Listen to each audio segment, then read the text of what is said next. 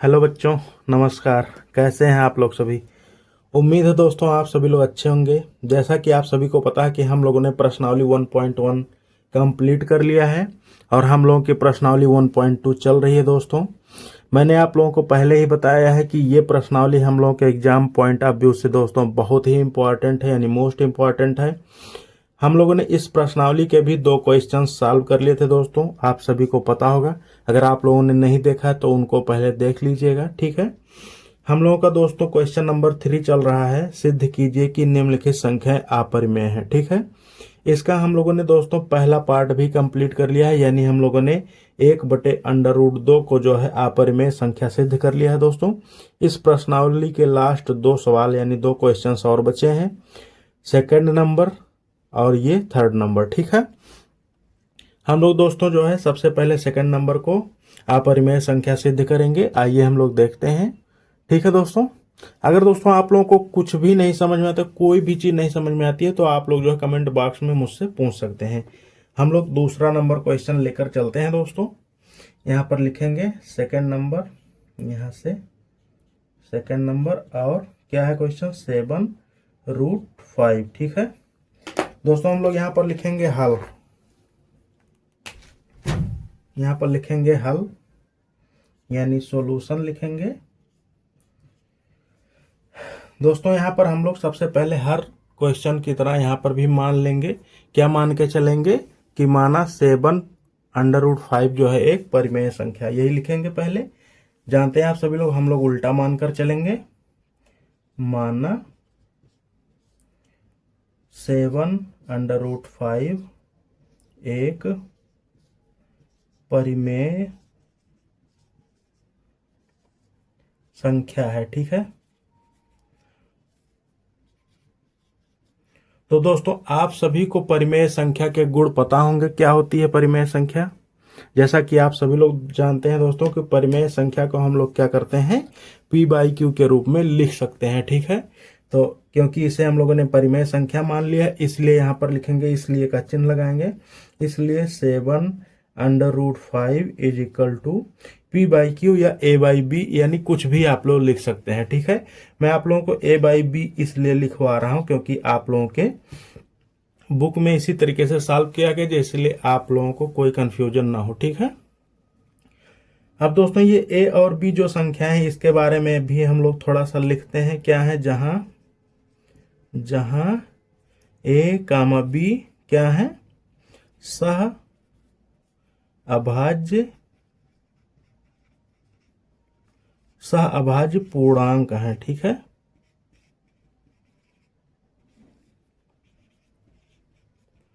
दोस्तों सहअभाज्य पूर्णांक है और b is not equal to 0, यानी हम लोग b को कभी भी 0 नहीं रख सकते हैं, मतलब हर को कभी भी 0 नहीं रख सकते हैं, ठीक है। अब मैं आप लोगों को दोस्तों 1 मिनट में बता देता हूं कि सहअभाज्य संख्या क्या होती है। दोस्तों सहअभाज्य संख्याएं वो होती हैं जो 1 के अलावा यानी 1 के अलावा किसी अन्य संख्या से ना कटें, ठीक है। मैंने आप लोगों को पिछले सभी सवालों में एग्जाम्पल दे दिया है, जैसे हम लोग लिख रहे हैं यहाँ पर 3/2 या 5/7 या 6/7, ठीक है। तो दोस्तों इन संख्याओं को अगर हम लोग कभी भी काटते हैं तो ये आपस में नहीं कटेंगी, ठीक है। आपस में ये नहीं कटेंगी, केवल ये 1 से कटेंगी, ठीक है। कहने का मतलब क्या हुआ कि सहअभाज्य संख्याएं वह होती हैं दोस्तों जिनका गुणनखंड केवल या जिनके गुणनखंड में केवल एक ही उभयनिष्ठ संख्या होती है, यानी 1 ही केवल कॉमन होता है, ठीक है। या जो संख्याएं केवल 1 के अलावा किसी अन्य संख्या से ना कटें। उम्मीद है इतनी बात आप लोगों को समझ में आ गई होगी। अब दोस्तों हम लोग आगे इसको सॉल्व करेंगे। आगे क्या करते हैं, आगे यहाँ पर हम लोग लिखेंगे, देखिए हम लोग को केवल √5 की जरूरत है और 7 को हम लोग इस तरफ भेज देंगे, ठीक है, बराबर के। तो हम लोग 7 को इस तरफ कैसे भेजते हैं दोस्तों, आप सभी को पता होगा, अगर कोई संख्या बराबर के एक तरफ गुणे में होती है तो दूसरे तरफ जाती है तो क्या हो जाती है, भाग में हो जाती है, ठीक है। वही काम हम लोग यहाँ पर करेंगे। √5 को यहाँ पर रोक लेंगे, बराबर A/B पहले से लिखा ऐसे ही लिख लेंगे। 7 यहाँ पर गुणे में है तो इधर आएगा तो भाग में हो जाएगा, तो भाग आप लोग जानते हैं दोस्तों नीचे आती है, ठीक है। इतनी बात आप लोगों को समझ में आ गई होगी। बस दोस्तों आप लोगों का ये क्वेश्चन सॉल्व है, बस केवल इतना ही छोटा सा ये क्वेश्चन है आप लोगों को। यहाँ पर अब आप लोगों को क्या लिख लेना है, यहाँ क्या लिखना है, √5 एक अपरिमेय संख्या है, ठीक है, अपरिमेय संख्या है, संख्या तथा √5 एक अपरिमेय संख्या तथा दोस्तों ये जो है इतना आप लोगों को इस तरफ जो दिया गया है a/7b, ठीक है, a/7b एक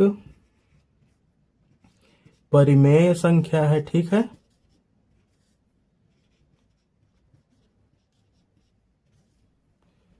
संख्या है। अब आप लोग दोस्तों यहाँ पर जान रहे हैं कि √5 हम लोगों ने पहले से ही सिद्ध कर लिया है, यानी अपने पिछले क्वेश्चंस में, कि √5 एक अपरिमेय संख्या है, ठीक है। दोस्तों अपरिमेय संख्याएं क्या होती हैं, जिनको a/b के रूप में नहीं लिख सकते हैं, ठीक है। और इस तरफ आप लोगों के एक संख्या दी गई है जो a/b या p/q के रूप में लिखी गई है। आप लोग कहेंगे कि सर ये परिमेय संख्या कैसे है, यहाँ तो a/b या ab लिखा है तो हम समझ नहीं पा रहे हैं। आप लोगों को मैं यहाँ एक सेकंड में बता देता हूँ। जैसे लिखा है दोस्तों a/7b, ठीक है, इधर आप लोगों का रफ कार्य चल रहा है, ठीक है। तो a/7b लिखा है दोस्तों, हम लोग यहाँ पर मान लेते हैं a बराबर कुछ लिख लेते हैं, मान लीजिए a बराबर 2 लिख देते हैं और b बराबर 3 रख देते हैं, ठीक है। कोई भी संख्या आप कोई भी रख सकते हैं, ठीक है। तो यहाँ से क्या मिलेगा दोस्तों, हम लोगों को a की जगह पर 2 लिख दिया और नीचे जो है 7 और गुणे में है b, तो b की जगह पर 3।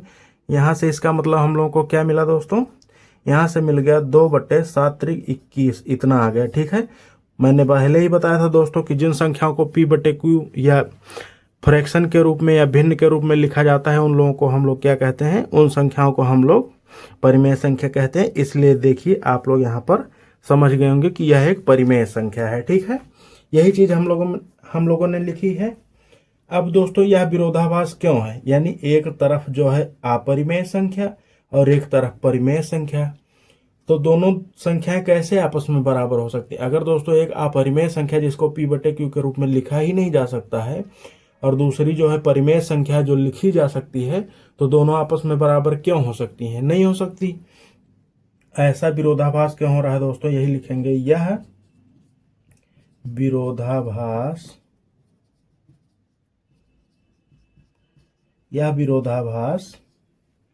इसलिए हुआ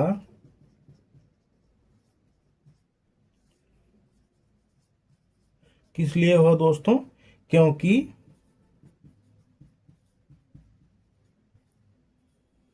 हमने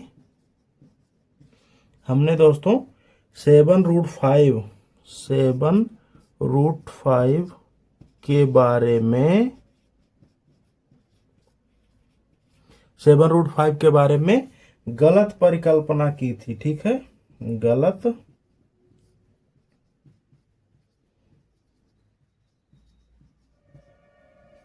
परिकल्पना की थी, ठीक है। क्या गलत परिकल्पना की थी दोस्तों, क्योंकि हम लोग इसको पहले से मान के चल रहे थे कि यह एक परिमेय संख्या है, ठीक है, और परिमेय संख्या ये नहीं है, ठीक है। तो यही एक हम लोग गलत परिकल्पना करके चल रहे थे। अतः यहाँ पर दोस्तों हम लोग लिख देंगे अतः क्या लिख देंगे, 7√5 एक अपरिमेय संख्या है, ठीक है।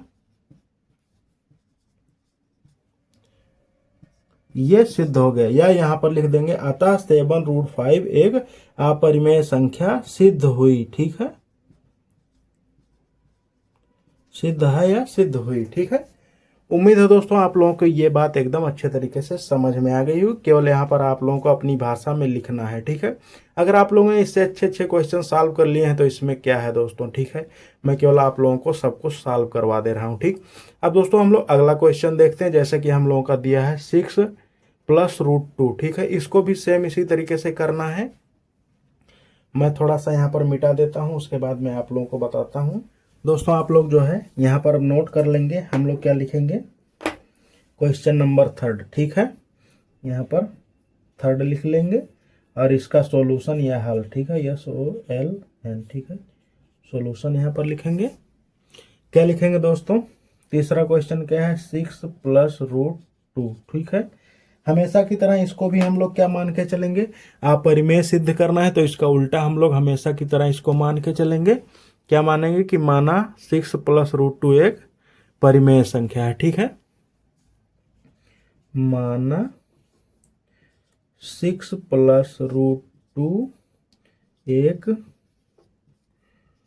परिमेय संख्या है, ठीक है। 6 + √2 एक परिमेय संख्या है। तो दोस्तों अगर कोई संख्या हम लोग परिमेय लिख दें तो उसका मतलब क्या होगा कि उसको P/Q के रूप में लिख सकते हैं। इसलिए 6 + √2 किसके बराबर होगी? A/B या P/Q के बराबर होगी, ठीक है। फिर यहाँ पर वही चीज लिखेंगे दोस्तों जहां A, B क्या है दोस्तों? सह अभाज्य पूर्णांक हैं, ठीक है, सअभाज्य पूर्णांक हैं। ये आप लोगों को हर क्वेश्चन में लिखना पड़ेगा दोस्तों जब आप लोग सॉल्व करेंगे अपने एग्जाम में, ठीक है। और ये एक चीज ये भी मैं बता दूं दोस्तों, इस प्रश्नावली से आप लोगों के एग्जाम में एक ना एक क्वेश्चन आना एकदम 100% कन्फर्म है दोस्तों। बस केवल इतना हो सकता है कि आप लोगों के एग्जाम में यानी ये संख्या चेंज हो सकती है, बस सवाल इसी तरीके से आएगा, कोई ना कोई सवाल जरूर आएगा, ठीक है। यहाँ पर लिख देंगे B ≠ = 0, यानी B को कभी भी हम लोग 0 नहीं रख सकते, नहीं तो ये अनंत हो जाता है, ठीक है। दोस्तों हम लोगों को √2 को एक तरफ रखना है, बाकी सभी को दूसरी तरफ कर देना है, ठीक है। देखिए जिस संख्या के आगे दोस्तों कोई भी चिन्ह नहीं होता है, हम लोग जानते हैं उस संख्या के आगे क्या होता है? प्लस चिन्ह छपा होता है, ठीक है। तो √2 इसी तरफ रोकते हैं बराबर A/B। अब दोस्तों ये इधर प्लस में है तो बराबर के उधर जाएगी तो माइनस में हो जाएगी, -6, ठीक है। अब दोस्तों यहाँ पर फिर आप लोगों ने क्या देखा कि √2 जो है एक अपरिमेय संख्या है, ठीक है। √2 एक अपरिमेय संख्या है और ये जो संख्याएं हैं एक परिमेय संख्या है, ठीक है। यहाँ पर यही चीज लिखेंगे। मैं आप लोगों को 1 मिनट के लिए कहिए तो इसको भी समझा देता हूं, कैसे समझना है आप लोगों को। इसको मिटा देता हूं। जैसे मैंने यहाँ पर लिखा है A/B -6, ठीक है। अब दोस्तों A की जगह पर कुछ भी रख लीजिए, मान लीजिए 5 रख दिया मैंने और B की जगह पर हमने 3 रख दिया, ठीक है। ये रख दिया, यहाँ पर रखेंगे तो 5/3 - 6। अब यह एक भिन्न हो गई यानी फ्रैक्शन हो गया, इसको आप लोग सॉल्व करना जानते होंगे। अगर नहीं जानते हैं तो आप लोग बताइएगा, मैं आप लोगों को वो भी सिखा दूंगा। जिस संख्या के नीचे कोई नहीं होता है, कोई संख्या नहीं होती, उसका हर मान लिया जाता है कि 1 होता है हमेशा, ठीक है। तो यहाँ पर 1 हम लोगों ने लिख लिया। अब दोस्तों इसको तिरछा मिर्चा यानी इसका इधर गुणा और इसका इधर गुणा और नीचे का नीचे गुणा हम लोग कर लेंगे, ठीक है। तो 5 का 1 में गुणा करेंगे 5 मिलेगा, ठीक है। अब बीच में माइनस का चिन्ह है दोस्तों, तो माइनस का चिन्ह लगा दिया। 6 में 3 का गुणा करेंगे तो 6 × 3 = 18 हो जाएगा और बटे दोस्तों 3 का 1 में गुणा करेंगे तो 3 हो जाएगा, ठीक है। अब यहां से क्या हुआ दोस्तों, 5 में से 18 घटाएंगे तो क्या हो जाएगा? -13 हो जाएगा और बटे यहाँ पर 3। तो इतनी संख्या मिली, ठीक है दोस्तों। पूर्णांक हम लोगों ने क्यों कहा है? क्योंकि पूर्णांक धनात्मक भी होते हैं और ऋणात्मक भी होते हैं, तो इसलिए यहाँ पर ऋण पूर्णांक आया है, मानी -13/3, ठीक है। तो दोस्तों यह भी एक क्या है? परिमेय संख्या, यानी इसको A/B या P/Q के रूप में लिखा जा सकता है, ठीक है। यहाँ से आप लोग समझ गए होंगे। यही चीज हम लोगों को लिखना है क्या कि √2 यहाँ √2 एक अपरिमेय संख्या तथा क्या दोस्तों? A/B -6 परिमेय संख्या है, ठीक है।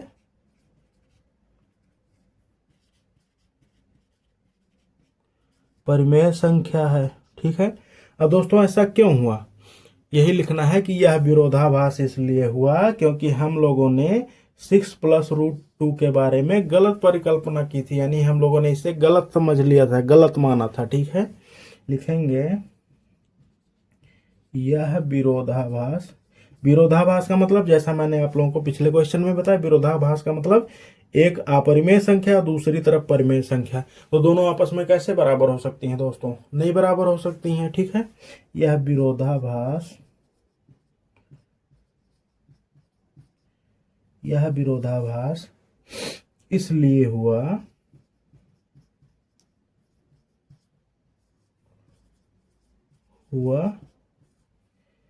क्योंकि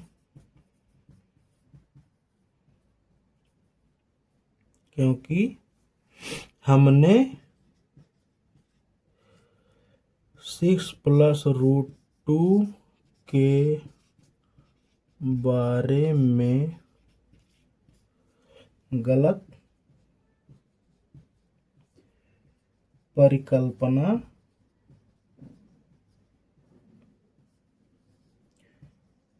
की थी। क्या गलत परिकल्पना की थी दोस्तों? हम लोगों ने इसे परिमेय संख्या माना था। ठीक है, यही हम लोगों ने गलत परिकल्पना की थी। अतः यहां से क्या लिखेंगे? अतः 6+√2 एक अपरिमेय संख्या सिद्ध हुई। ठीक है,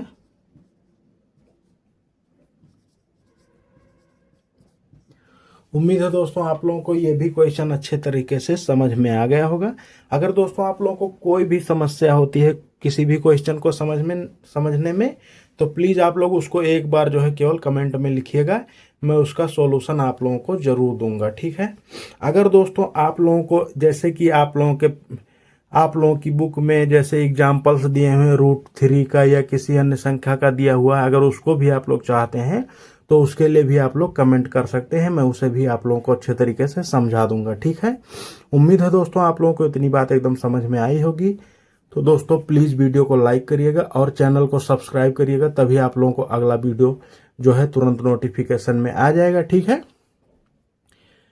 दोस्तों, मिलेंगे अगले चैप्टर के साथ में, अगली प्रश्नावली स्टार्ट करेंगे। तब तक के लिए आप सभी का वीडियो देखने के लिए हृदय से धन्यवाद। जय हिंद।